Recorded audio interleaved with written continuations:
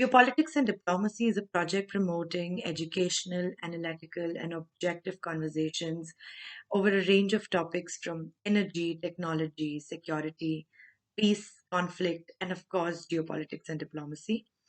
On this channel, we try to bring in experts from think tanks, academia, and the world of corporates. We hope you like and subscribe our channel for our best in class commentary and conversations. I'm Ishwarya Sonavne, journalist and geopolitical analyst.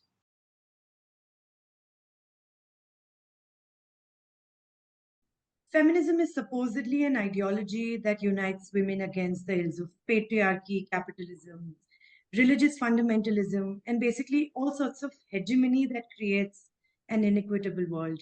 Except women are not monolithic entities.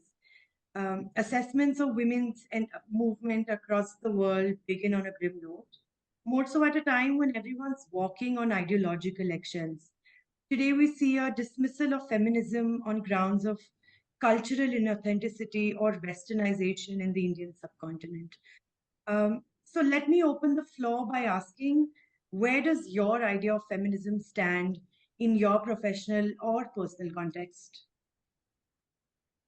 So, Tanya, to broadly put it, what do you think is coming in the way of women and ambition in the Indian subcontinent today? See, thank you very much for the opportunity, and it's great to start Women's International Week with such discussion. I think women are becoming more bolder and more progressive in their career choices in this part of the world.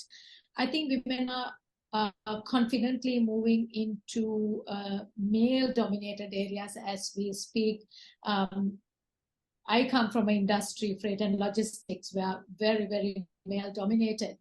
I have personally experienced this in my industry where women are slowly coming in. When I started, there was hardly any women in the industry at all levels.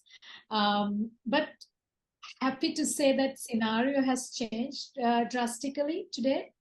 But however, having said this, I think the barriers to success for women are still very, very strong for various reasons. It's one's own mindset, how industries have been perceived. So for different reasons, I think it's our responsibilities as seniors and thought leaders in our respective industries that we share our success stories and encourage girls of tomorrow to achieve their dreams. I think we need to equip them with the confidence, again, by sharing our stories, right? And make sure that they have the skills to deal with the realities when they face, and make them equitable, and have the equitable playing field, in fact. I think it's also important, we need to make sure that they understand the practicalities when they face it on every level. So I think women are becoming bolder and very progressive, and at least this part of the world, and the industry that I come in, I have seen it. Today, there's a concept that feminism is for the elite. So, what do you three think that how can you make the idea of feminism more inclusive for women from your fields, uh, from different backgrounds of caste or be it social stratas? How do you, as a person, make this more inclusive? I know Alvina has worked in the tribal areas of Pakistan, and the concept of how women are in the Pashtun or Baloch communities, it's very different in Pakistan when it comes to somebody from the Punjab community or an elite background. How do we make feminism more inclusive and make sure that women from all the backgrounds are involved in the process of the empowerment of women? Thank you, Aishwarya, for inviting all of us for this beautiful conversation. I just want to make a little bit correction in your statement. Yes, I have practiced in some, not exactly tribal, but yes, some rural areas. But I'm primarily from Karachi, born and brought up there. So I've been into a different society comparatively. If we go in Quetta or any rural area of Punjab, Sindh, or Balochistan. But being a journalist, I've explored these places, and I have different perception when I work in Islamabad and Karachi or Lahore. But yes, there are a lot of barriers for some particular cities or rural areas or tribal areas. Now, this is a first and clear fact, and I think this is what we face in whole subcontinent, not just in Pakistan. Now, as Tanya was talking about, her fraternity is something really male dominating, but she's been the one who's doing this, and she's happy and proud about it. Similarly, I would say about our fraternity, like journalism or law. When I was studying journalism, everyone said, what are you going to do in this? And then later on, I started studying law as well. So because of my father also, I had interest in law. So everyone said, you're already into a dangerous fraternity, and now you're going to get a law degree as well. Who will marry you? So this is also a concern here, right? And unfortunately, girls who are independent, this is the main concern for them, that they can't find a perfect match. So this is also one of the barrier for us, that we have to think because of our families, that where will you find a perfect match? If you keep on studying, having multiple degrees, your standard is going to be raised, and then you're going to try that I have to have a partner who's intellectual and who's at least not more higher than me, but at least on my level. So this is also a concern for us. And one another barrier which I face is our families. Unfortunately, our families, their mindset is so programmed that they have to think about every time what our family will say, what our paternal family will say, what's your maternal family going to say, log kya kahenge. This is the unfortunate statement where we keep on listening to this. I mean, this is very simple. When my father passed away, did anyone supported me? When I had any crucial time, did anyone supported me? No, I did it on my own. Everything I did it on my own. Even my mother had to give up her inheritance right, which is an Islamic right. I mean, inheritance is your fundamental right in Islamic society. But why is she deprived of that? I mean, there are so many, you can say, like, there's so many concerns in our society that being a woman, we have to give it up. And today, sometimes people believe that your outlook is different, and sometimes you talk really conservative, and sometimes you're talking really feminist and liberal. So what exactly is your scenario? So I would say I like to balance. I do not want to say all the time that men is bad and man is being dominating us. He's just creating his hegemony on the world. My concept is, yes, the feminism which is in the real means is really good. Like, we're studying, we're working, we're exploring the world, and we're just not thinking about the taboos in the world, that what would people say about us, as long as we're not crossing our limits, our modesty and our boundaries. But yes, there's another element in Pakistani society from last couple of years with the name of Aurat March. I would like to discuss that. That's a rip-off. That's literally, that's, I would say, it's something worse in the name of feminism or liberal women.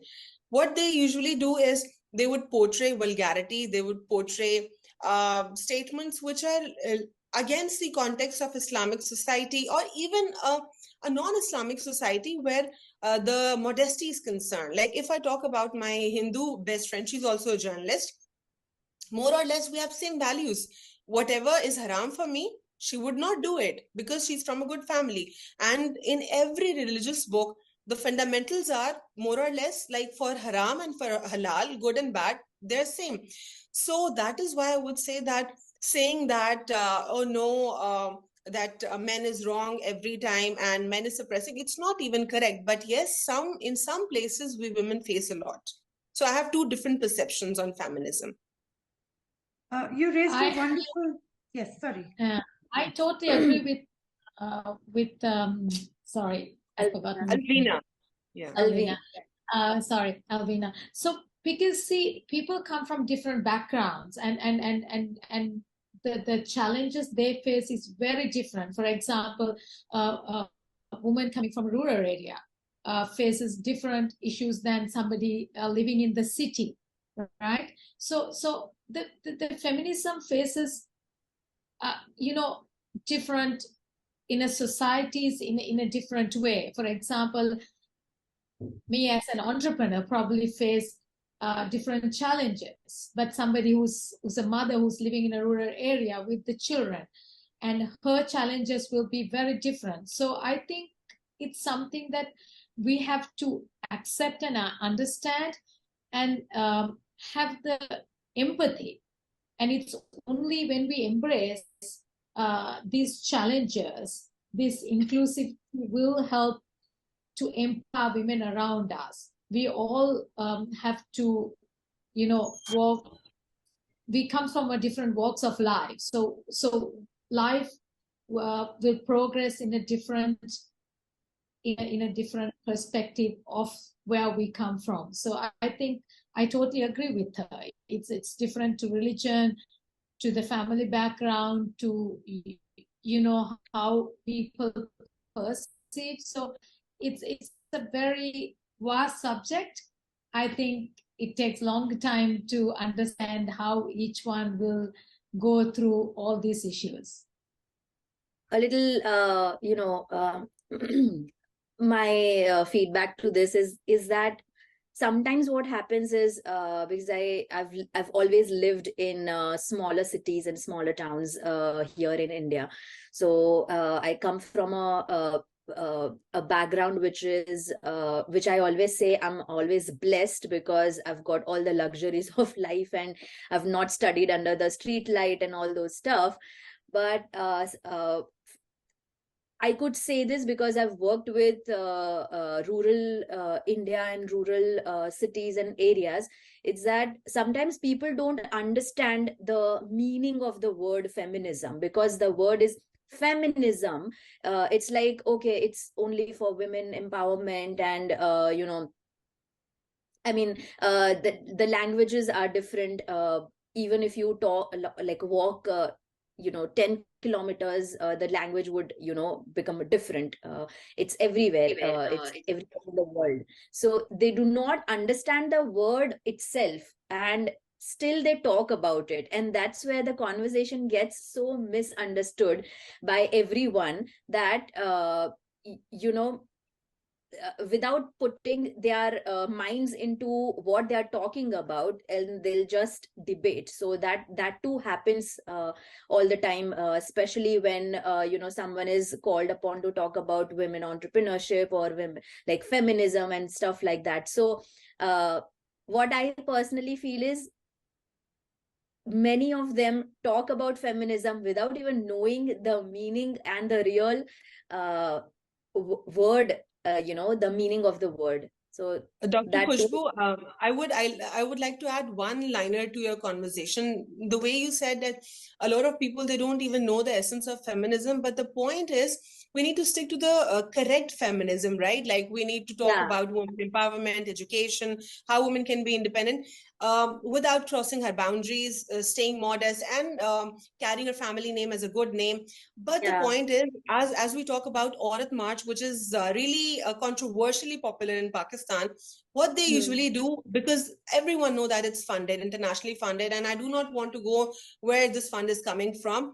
So basically what they portray is not independent women, not empowered women. They talk about homosexuality. They talk about women being rebellious with their families, to disobey their fathers, brothers, and they're trying to conflict basic conflict between men and women, to create a fight between both of these genders. God has created these two genders separately, and we need to have our own values. Like we need to have our own, maybe you can say, like God created us more special than men.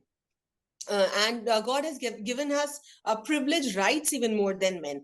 So that's not a debate who's superior, who should dominate. The main debate is we need to be independent and empowered. So this is the real essence which is missing in feminism and in a liberal women promotion or campaigns.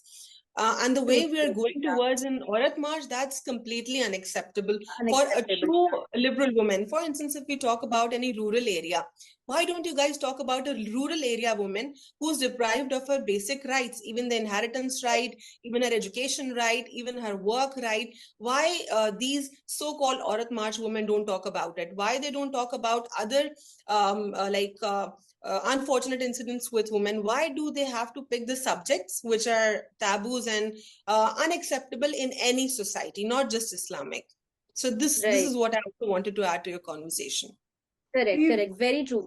Very much agreed. And not only rural, I also see, people not supporting women, or even families not supporting their own women in urban areas. They do not give them their basic rights, like education, as you said, for the same reason that, who will marry you. It has happened with me as well when I was, pursuing PhD, and I was like, not my parents, because they're very forward minded, and my grandfather was also very forward minded, and that's why I said that I'm a very blessed girl, and because my family has never cared about society. They've always given me freedom.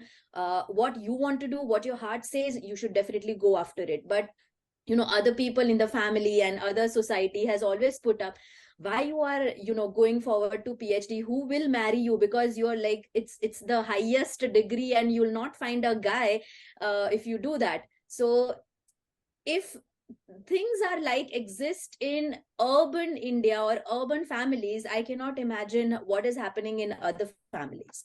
So very, very much agreed to what you're saying. We see a common Sorry, go ahead. Sorry. I'm sorry, Tanya. I'm just seeing a very common theme that runs through the Indian subcontinent, where all of us come from different countries and backgrounds. But how do you all navigate through these common beliefs associated with women's commitment towards their profession, especially in the context of prioritizing family systems? Because that is expected out of women. They are supposed to be the crucial hold of a family system. So how do you navigate through a system where you can also commit to your profession, but also be absolutely committed to your family system as well? Tanya, you especially have been in the corporate world for a long time, which is, of all other professions, extremely dominated by men. So how does that work? So the question is, how do I balance my personal life versus the work? Was that the question? That or was how yeah. Sorry. Yes, that was the question, that how do you do it, and how do you live up to the societal standards of the assumption that if you're doing well professionally, you might not be as committed to your family system. That's a common belief that we see in our societies. Okay, so coming back to, yes, you're right. So I'm an entrepreneur. I came from a outskirts of Colombo, which is a capital, and I am not from my family is not from business. So my father was a professional. So, but I'm so blessed and lucky that my family always supported me with whatever I wanted to do. Only thing they requested for me to study further, which I didn't do it. When I came to do an internship, I stayed on doing whatever I was doing. In general, if you look at, I think Sri Lanka, listening to the others, Sri Lanka is moving away from this stereotype of mindset slightly. I have seen that change, right? Especially in industry where I come from, freight and logistics. I was the first female chairperson of the Apex body, and it was an appointment. It's by the seniors in industry, and I have also held many positions in business councils and in boards of business councils, and I think there's nothing called balance. I think if you try to balance your personal life and your career, I don't think you will be successful. I think it's all, again, it's a myth. You cannot. You have to understand what is, of course, you have priorities. You have your family, you have your career, which you want to develop, right? So you sometimes, I think you cannot balance. You have to give priority to your career at certain time of where you're growing your career from career to the next level. Whereas you also have your children at home need your attention. You have your parents, your husband who needs. So you don't have to feel guilty if you can't give 100%. I would just give a one-liner, and then I would ask you that I'll have to leave because I have a meeting. Yeah. So I'll just, for this, I would say that it's very difficult for a working woman to manage work life and balance between her work and her personal life. But usually people believe, as you said, that it's very hard for a working woman to balance her personal life, but it's not like that. I believe they have more pressure because they know that in the end they're women. They have to look after their family. They have to even if they're not married, I would say that they still have to look at their parents, their siblings, and they have this pressure on their mind that I'm a woman and I have to give personal time to my family as well. So I think rather than a housewife, a working woman, she faced double pressure, work and personal, because work is her personal choice and personal. Being a woman, she has to fulfill all the areas. But yes, sometimes even working, even if a woman is not working, she's housewife. She can't give her 100%. No human can give their 100%. So it's okay. But if we believe that we're loyal with our families and we're trying to give as much as we can, it's really good. And for working women, I would say that she's actually putting more effort than a woman who's just working, who's just at home and looking after her family. So I would just conclude on this, and thank you so much once again for inviting. And I'd like to Alvina, before you leave, I have a very small question for you, because since you Okay. are a journalist, I'm going to quickly jump to it. Yeah. I've noticed that there's a dearth of conversation surrounding mental health of journalists in the media industry. I myself, being a journalist, especially those working in conflict zones and covering civil unrest, I obviously don't imply or believe that women are more emotional in workspaces, which is also a common notion.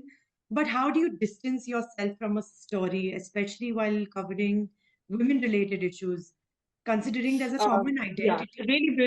really beautiful question.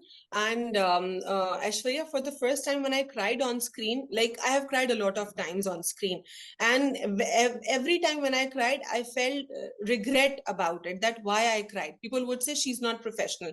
And once I even laughed on screen, which was basically viral in whole subcontinent. And unfortunately, I had to face some backlash of that too, because the thing where I laughed was something subliminal.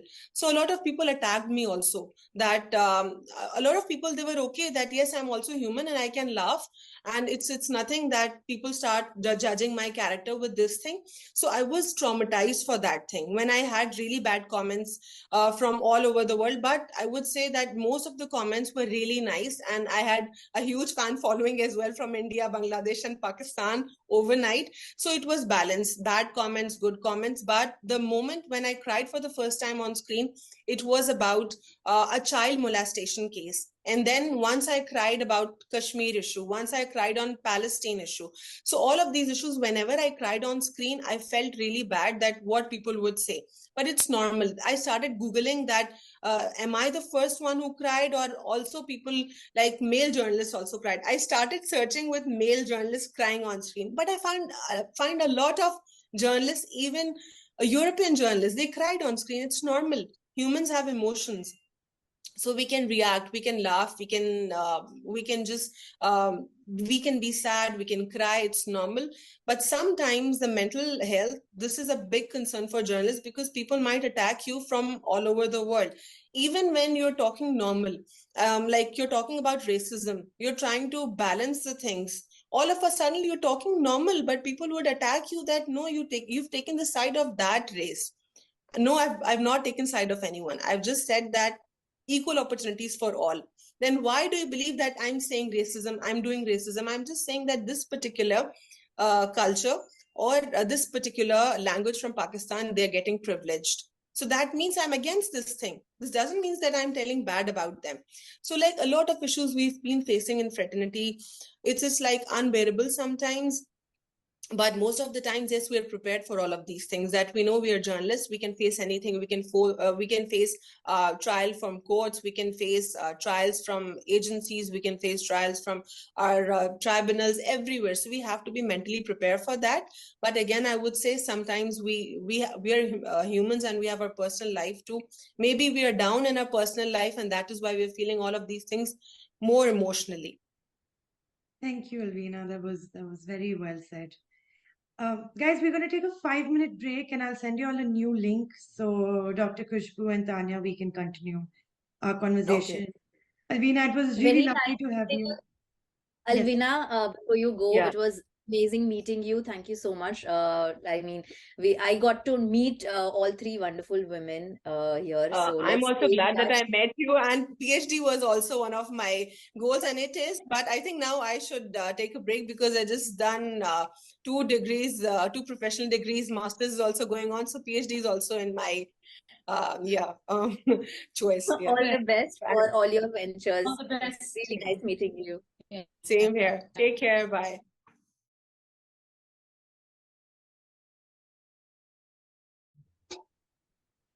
We've spoken extensively about how the society impacts women, how family systems impact women. We've briefly touched on mental health as well.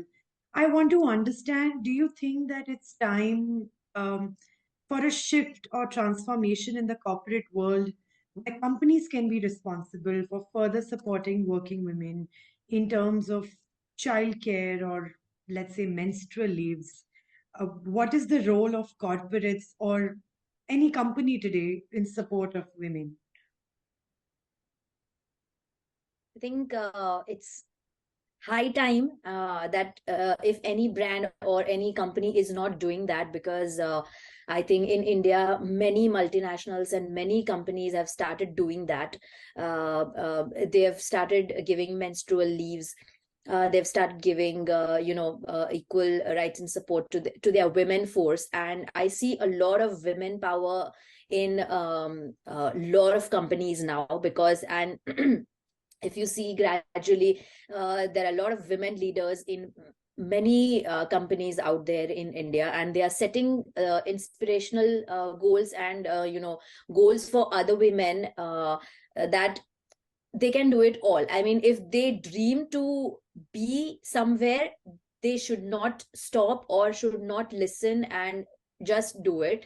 And companies have set those started doing supporting things for women, but still we have way to go forward. Still, I guess only 30 to 40% or maybe 20% of companies might have did that, because they have funds for it, or I mean, to give rights, I don't think that funds should be a a thing to consider. But still, if they're considering it, then a lot of companies have still not started giving that rights and equal opportunities for women workforce.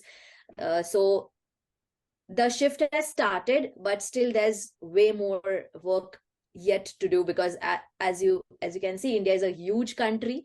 It has so many layers to it, so many things to be addressed at the same point of time. So I guess, yes, there's still so much of scope that people should do in this respect.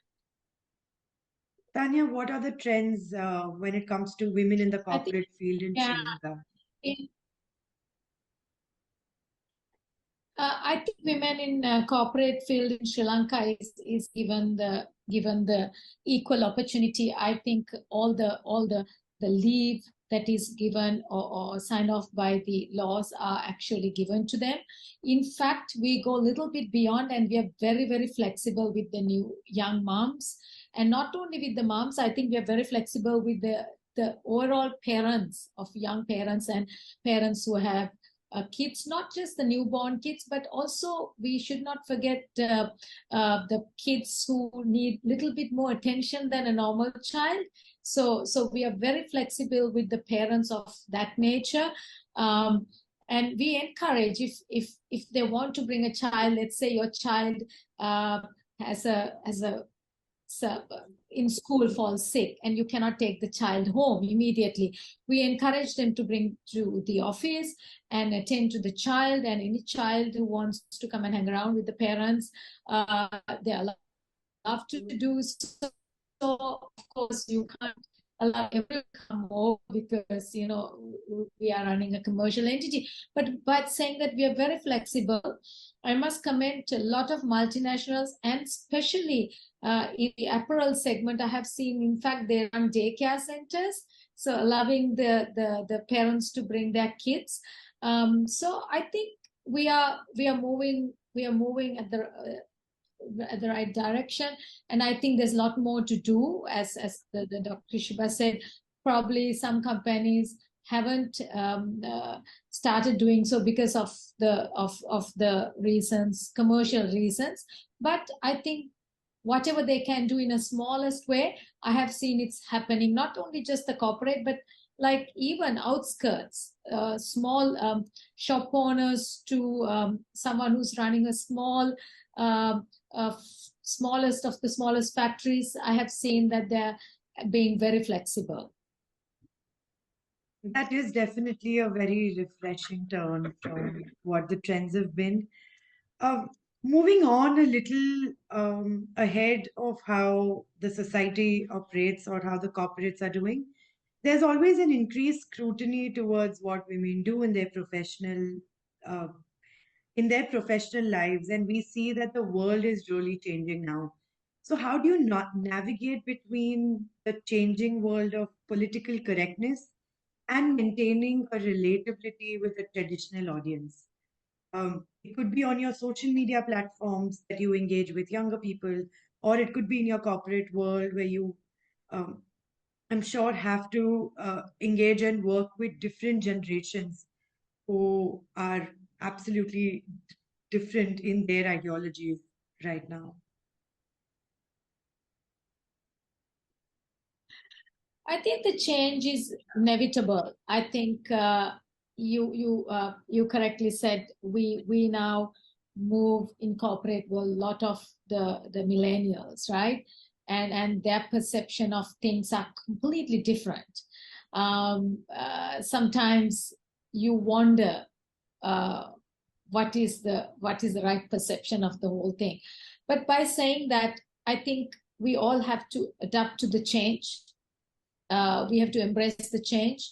And if we don't encourage the millennials to voice their opinion and to be open about it, I think as an organization or as normal human beings, I don't think you will evolve to the next level. So I think being open to the ideas, to embrace and encourage them is very vital in any organization. And that's what we have created in our organizations. In all our 4 subsidiaries, we encourage all, irrespective of the gender, we encourage the younger generation to voice out their opinion. And it's those are taken with a lot of interest, I must say. And that helps the seniors like ourselves or the thought leaders to actually look at things very differently, and to probably bring the some essence that we have missed out when we first started businesses, because the world is changing, and that's important. So if you had that mindset, I think whether you interact with them in social media or even face to face, or even in your organization or outside in the industries, I think it's easy to look at things differently and bring the perspective to their opinion. So I think it's all about your mindset and how you embrace and encourage the younger generations to voice out. And that also coming back to again to the gender perspective, if you allow that to happen, I think you encourage also the girls of tomorrow to voice out, right? So they see that everyone is given equal opportunity to voice their opinion. So I think it's important that you have that fair mind to accept and embrace things. As Tanya spoke about millennials, I'll go more further to the Gen Zs, where I have to deal with, people of younger generation, and also with our elders and, millennials of my age and, boomers. So, on social media, because I particularly deal with a lot of people on social media, as I've been working into this stream of business and,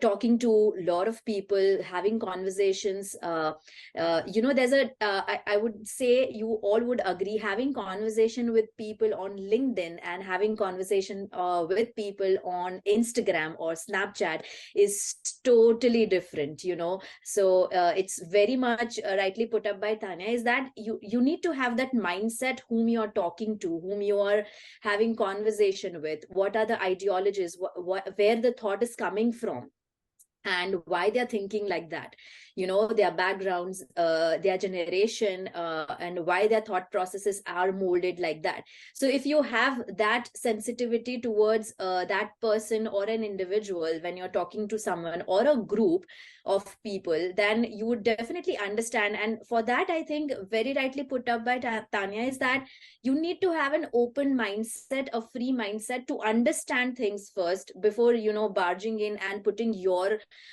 conversation or your thought process. You need to first understand what people are saying. And for that, I would say that listening is the number one skill that people, miss out on these days, is that if you don't listen to someone very calmly, peacefully, and understand things, you would not be successful. Listening is the first step of every leader, of every person who really wants to get successful, because and in social media world, there are listening tools, how we researchers also do research on what people are saying, of what generation, of what geographical area, what they are talking about certain brands or political people or personalities or industrialists, what they really think, what hashtags are trending, what's the conversation flowing on the social media stuff, and what's actually happening in real world. So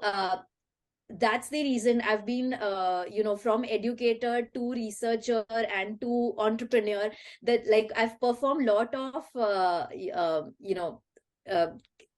professionals in my career.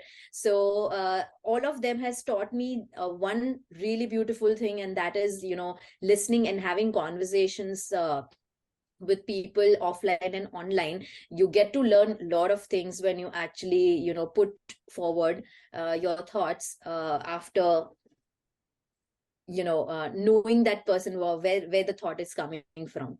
So yeah, that's very important, I guess. Dr. Kushbu, you mentioned social media, and I'm very intrigued to know, do you think has social media or content creation become a digital extension of sorts for women, where it makes them feel more safe or empowered? Or do you think the online space is more dangerous because of the gender-based threats and violent trolls that come your way? Yeah, the other day I was having the same kind of discussion with my friend, where we got on an argument that, so I always say this wherever I find the chance, and it's a very good opportunity for me to say this today also, that social media is just a technology, okay? Just as television, as radio, as newspaper, or any media, it's a technology. It's the people who make good or bad out of it, or it's the people who takes or becomes addicted to it. Everything has made sense when it's used in a appropriate manner or an appropriate portion. So when I talk about social media, when I started social media, it was 2008. I come from an Orkut age. Today no one has known what's Orkut. It has been died down, but I've been using social media since then, since its inception. And then I started studying it more and more, and that's also my PhD subject. Like I've been India's first doctorate in social media, so that has given me a chance to study it more and more and apply to my business, as well as apply to other people's businesses as well. And in the way, what I have learned throughout these years is that extensive use and taking to your heart what other people has to say about you, like that instant gratification when someone doesn't like your picture, or when you don't get certain views on your reels or your content, people do get depressed. And it's a common fact that's going around everywhere, not in India but entire world. Gen Zs and millennials and younger generation who are adopting content creation as their careers now. It's a growing career and they find freedom. Definitely content creation is one of the careers where you don't need any employer, or you don't need to go outside of your home or country. You can just be at your convenient space and create content for yourself, whatever you are interested in, your niche, and you can earn money through that. But there's another fact to it, is that when you put out your content, or when you put yourself out there, you need to understand that you are putting your life out to share it with people.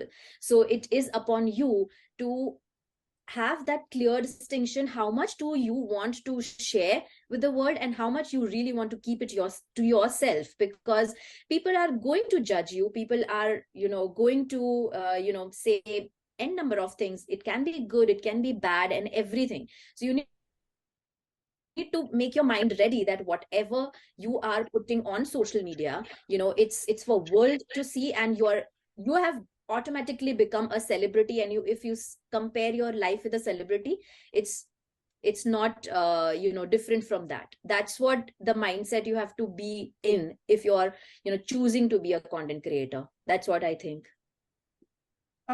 Let me conclude this conversation by saying that both of y'all are in such high leadership roles in your respective careers. How do you think we can make this space and our workspaces, our home spaces, safer for women? I think to make the work space safer and home safer, I think we need to definitely put into the gender-based violence. Is the only way to make our homes and in turn our work spaces safer for women, right? This starts with the education at very, very young age for both boys and girls. I think we have to educate them importance of respecting each other. It should be, I personally feel it should be a part of the school curriculum, and it should be discussed in place of worship, churches, Kovil, or mosque, and it should be also taken by the parents as a number one priority to discuss these things at home, right? So boys should learn to respect girls even before they start learning their ABCs. I think it's topmost important. I think parents need to have as I said again, very open discussion with their children on safety and respect, and this should be included at very, very, very young ages. I think if we don't start that and expect children to grow up and learn these things, to respect and to be mindful, I think it's not going to work. So this has to start at very young age and from home fronts where we have seen how our parents have taught us, how our brothers have behaved. And so we bring that when we grow up together in our hearts and in our minds. So that's where the respect, and then through that respect, you bring the safety aspect of it. So I think it's very, very important. We can't expect people to come to the office and start learning about it. We can't expect to get married to somebody and to learn how to respect the spouse. It should be taught at very, very early stages in our lives, that to respect, and how important it's to respect to girls and boys both, right? And through that, you bring, through that respect, you bring that safe environment, and you put an end to the violence. And I mean, it's very important our parents take the responsibility, and the schools and the place of worship take this as a priority to teach young girls and boys the importance of these things. So that my take is that it has to be taught at very young age. Right. To just add a little bit to what Tanya said, I really agree what she said. It's like not only respect to women and the girls, also respect towards every religion, because India is such a country where we have so many religions, and I actually see my heart hurts when parents teach their children not to get involved with certain religion or people of certain religion. And this has happened in front of my eyes. My friends talk about it, and I get so anger runs in my blood, that why don't we respect every religion? What is wrong in that? We should really talk about it with our kids, with the newer generation, to have the coexistence, or the world is about coexisting with everyone, with every ideologies, with every religion, with every aspect of human behavior. You need to see the other person as a person, and not as a person from certain background or a certain religion, right? It's a human, and you just need to have that emotional bond with that human, and respect that human as just a human, and not someone who's coming from certain religion or certain background. So if that is being taught at schools, and at temples and mosques and everywhere, I think we could bring the new world out of our newer generation and our kids, where I think the world peace would be a real dream come true, and we could have safer world and safer spaces to live in.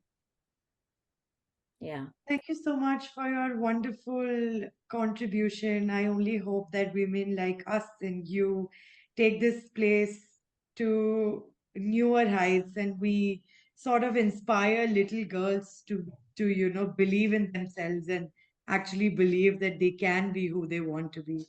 So this was a very rewarding conversation. Thank you so much again. And I will hopefully see you and meet you guys very soon. Thank you very much for having us. All the very best to you. Thank you. Thank you so much. Yes. Nice to Thank meet you. you all. Thank you so Bye. much. Bye. Bye-bye.